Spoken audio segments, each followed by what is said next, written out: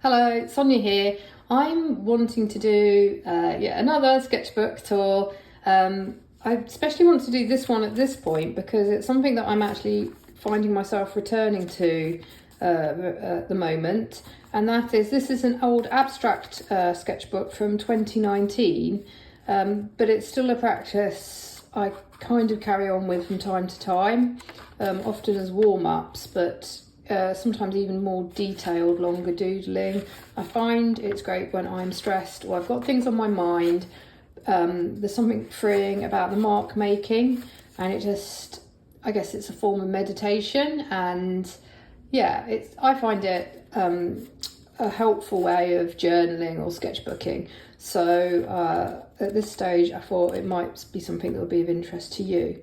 For this I advise obviously a cheaper sketchbook because you want to feel really free in it. And also the other interesting thing about this is it then turned into a 100-day project along with I think Lisa Elks and Marissa Huber on Instagram. Like, we joined together and we were doing a 100-day project, and then I decided, I think I'd started this before, that I would do a 100 days of abstract sketches, but in relation to listening to a piece of music. So I'd choose a piece of music and play it kind of repetitively if the sketch was taking longer. So I think this was like Flawed, maybe this was a Bastille track I was listening to. And I would just make an abstract in response to the music, as well as how I was feeling, I guess. So this isn't like I've got some old abstract sketchbooks that I've got to be honest I've actually thrown away because or recycled because I just didn't feel attached to them. I felt I'd moved on, and I don't love all the work in here at all, or even feel a connection to it, but I'm keeping this one because it's a good reminder of the project, and there are pages that I do like that still give me ideas. Like, I kind of like the graphic quality of this page, and it's also it was a great project to do. It's also a reminder to myself, like here I start. So this was the first day when I started the project back in April of 2019, and I was better about, so I wrote Patti Smith, Horses. I was trying to listen to different music than I would generally as well, just trying different genres. So I listened to that and then made some marks with, it looks like watercolour. Then I listened, this one was less abstract, it's like a beach scene, but this was Blur, one of my favourites, girls and boys. That's related to when I was like growing up. They were really big, and kind of from my hometown in Essex. And then I went to classical music on this day. I listened to Samuel Barber, and then so this was really good. I was writing down what I was listening to. Later on, I flipped through the sketchbook before showing it, and I noticed that I've stopped doing that. So it is a reminder to me to always date and time and write notes because it's helpful to reflect on. Billie Holiday.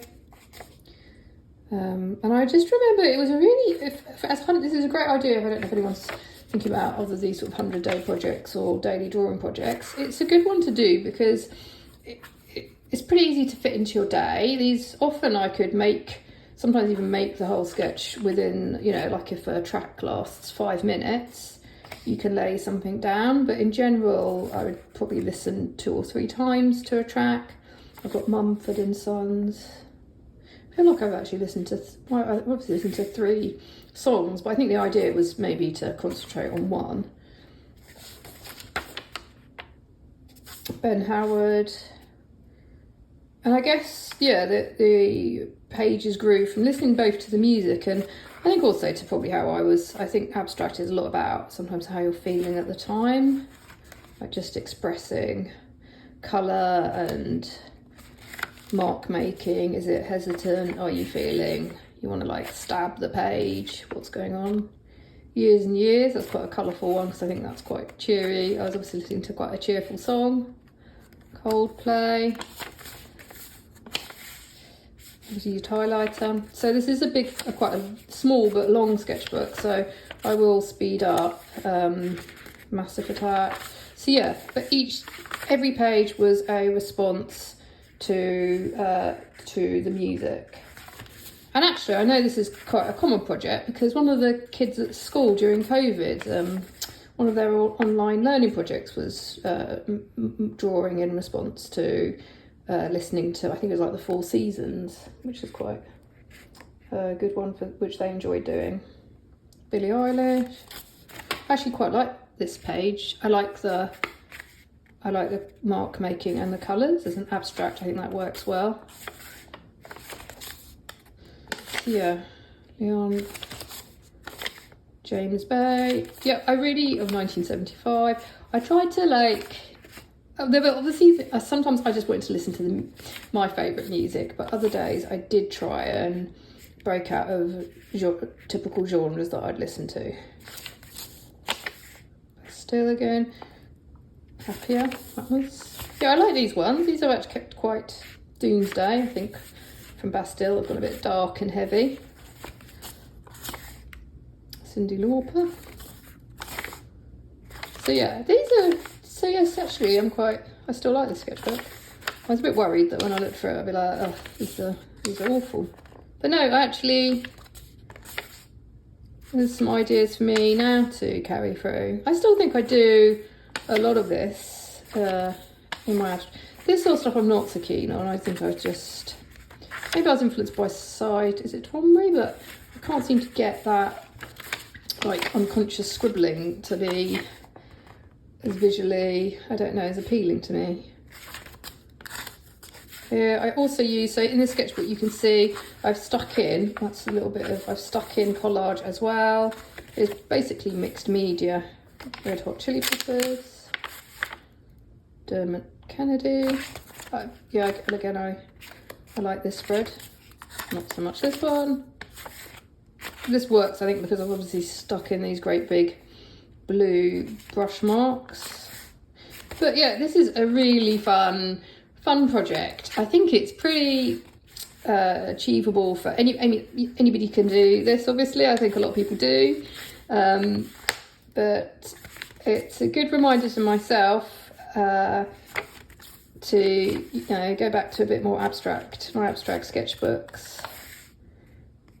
And I think through doing this, I can see now that a lot of the marks and the ways of working have come through to more modern abstract pieces, and it helped me find what I like and what I don't like.